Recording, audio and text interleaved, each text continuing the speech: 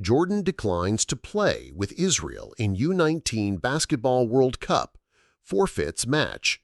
Blue and white athletes once again targeted by sports boycott as FIBA investigates Jordanian's decision not to play.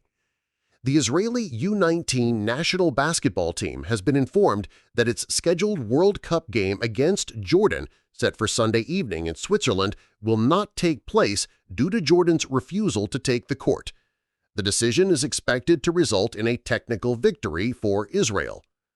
According to Sport 5, FIBA officially notified the Israeli delegation that the Jordanian team would not appear for the second-round group stage game.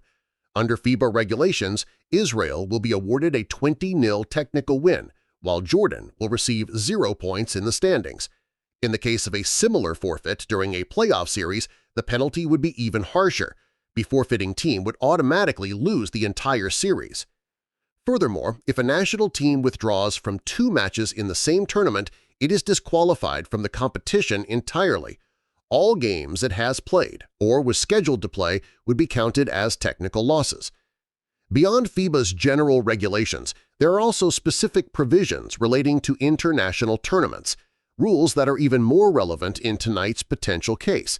In fact, if Jordan follows through with its decision not to take the court against Israel, FIBA would have the authority to impose sanctions on the Jordanian Basketball Federation.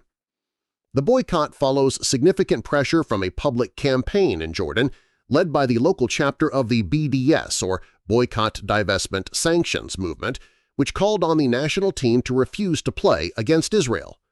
The campaign was promoted under the hashtag #OurTeamAgainstNormalization, framing participation in the game as an act of legitimizing the Zionist entity amid ongoing Israeli military operations in Gaza.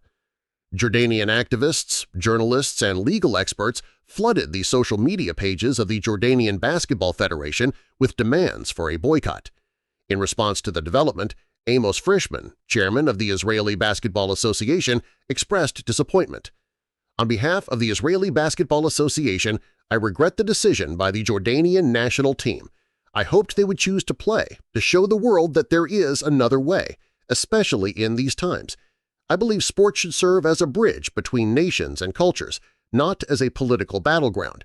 I hope that in the future there will be no doubt about the importance of these games being played.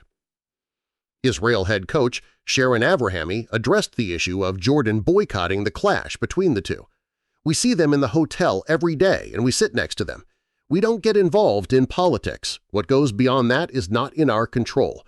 We want to play against any opponent and at any time." Previous boycotts against Israeli athletes. This is not the first time Israeli athletes have faced boycotts at international competitions, including from Jordanian athletes. In 2019, Jordanian taekwondo fighter Juliana Al-Sadek refused to compete against Israel's Avishag Semberg at the World Taekwondo Grand Prix in Moscow. In judo, Jordanian judocas have quietly withdrawn or defaulted rather than face Israelis in international events. These incidents mirror similar occurrences from athletes representing Iran, Lebanon, Algeria, Tunisia, and others. Perhaps the most publicized instance came in 2021 when Algerian judoka Fethi Narine withdrew from the Tokyo Olympics to avoid a bout against Israeli judoka Tohar Butbul. Narine was later suspended by the International Judo Federation.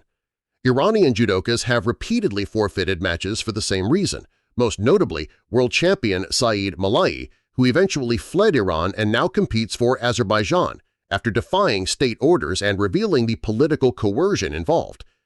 The International Olympic Committee and various global federations have repeatedly condemned such boycotts, emphasizing the principle of neutrality and the apolitical nature of sport. FIBA, for its part, is expected to launch disciplinary proceedings against Jordan, as political forfeitures are in direct violation of the Federation's Code of Conduct.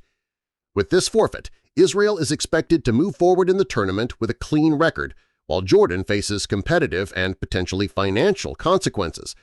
The broader implications, however, extend beyond basketball, touching once again on the tense intersection of politics, diplomacy, and international sport.